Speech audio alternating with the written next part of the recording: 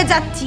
শোন, যদি অরিজিনাল সাপ পেতাম না তাহলে তোর গায়ে উঠিয়ে দিতাম, সাপে কামড়িয়ে তোকে মেরে ফেলতো। আসলে কি আমি তো সাপ দেখলে এমনিতেই ভয় পাই, এই জন্য আজকে বেঁচে গেলি। শোন, আজকেই না তোকে এই দুনিয়া থেকে শেষ করে দিব, আর কেউ জানতেই পারবে না যে তোকে আমি মেরে ফেলেছি অত্যাচার করতে করতে। সবাই জানতে পারবে যে তুই সাপের ভয়ে স্ট্রোক করে মারা গিয়েছিস। বুড়ির বাচ্চা বুড়ি, কোকিলা দাঁড়িয়ে আছিস কেন? দে কয়েকটা বুড়ি।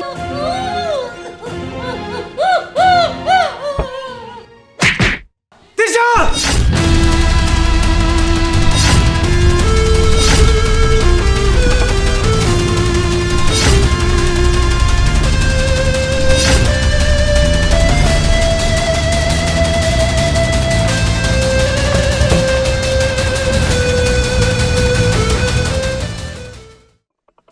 তিশা, এসব কি দেখতেছি আমি?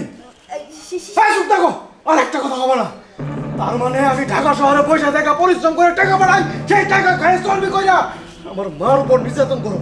না শিশির, মানে আমরা একটা গেম খেলছি। মা উঠেন আপনি, আমরা মাকে নিয়ে তো একটা গেম খেলছি। কিছু করিনি, কিছু করিনি, শুধু একটা গেম খেলি। নাটক করবা না, নাটক আমার একদম পছন্দ না। আমার এই গ্রামের মানুষ অনেকে অনেক কথা বলছে, আমি বিশ্বাস করি নাই। বিশ্বাস করবো কেমনে? আমি তো তোমারই বিশ্বাস করি। আজকে যদি নিজের চোখে না দেখতাম তাহলে বুঝতামই না যে তুমি আমার মার উপর পশুর মতো নির্যাতন করো। সি সি সি, আজকে তুমি কি করতেছিলা? আরে যেভাবে ধরছো, যেভাবে আমার মারে বাঁধিছিলা, আমার মারে তো তুমি মেরে ফেলাইতা। মারার প্ল্যান করছো আমার মারে, না? কোনোদিনও সম্ভব না। বাস, অনেক হয়েছে। তোমার মতো খুনি বউ নিয়া আমি আর সংসার করলাম না। বাইরে হয়েছে আমার ঘর থেকে। শিশির, তুমি এসব কি বলছো? আর কে তোমাকে এসব কান পড়া দিয়েছে? কে বলেছে এসব তোমাকে? বলো। আমি বলেছি। মানে তুই? হ্যাঁ, আমি বলেছি। কেনই করব না? তুই দিনের পর দিন মাওই মার সাথে যে অন্যায় অত্যাচারটা করছিস না, সেটা আর আমার সহ্য হয়নি। আমি তোর বাসায় থেকে, তোর সাথে থেকে আমিও একটা অমানুষ হয়ে যাচ্ছিলাম। তুই দিনের পর দিন মাওই মার সাথে অনেক অন্যায় অত্যাচার করতি, আর আমি দিনের পর দিন তোর সাথে থেকে মাওই মার সাথে এরকম অন্যায় অত্যাচার করতাম।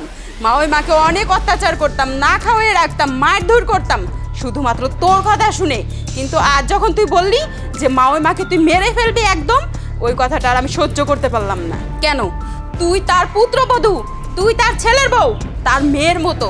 তুই কেন তোর মায়ের মতো মানুষের সাথে এরকম অন্যায় অত্যাচার করবি? হ্যাঁ, তুই তো একটা মেয়ে মানুষ, তুই কিভাবে পারলি আরেকটা মেয়ে মানুষের সাথে এরকম অন্যায় অত্যাচার করতে? আমি পারিনি মাওই মাকে মেরে ফেলতে। আর এর জন্যই আমি আগে থেকে সব কিছু দুলাভাইকে বলে রেখেছিলাম যে দুলাভাই, আজকে আমার বোন তোমার মাকে মেরে ফেলবে।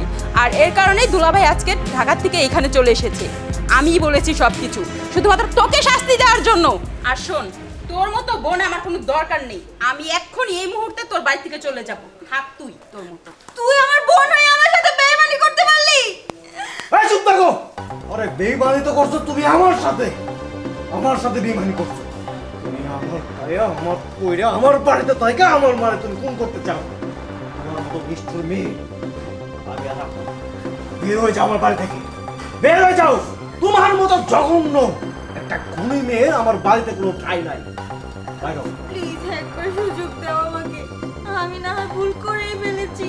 মা প্লিজ আপনার ছেলেকে বোঝান না। মা তোমার আমি কি বুঝলাম আমার কুলারে? আর তোমার কি করে মাফ করে দেব? তোমার তো কোনোদিন আমি বৌমা হিসাবে দেই নাই, নিজের মাইয়া হিসাবে দেখছি। ভাবছিলাম আমার কোনো মাইয়া নাই, তুমি আমার মাইয়া। আর তুমি আমার শেষ পর্যন্ত মাইরা বলাইতে চাইছিলা। আজকে যদি তোমার আমি মাফ করে দেই, কালকে আমার সহ আমার পুলারে সহ মাইরা বলাবা। তোমার কোনো মাফ নাই। যাও,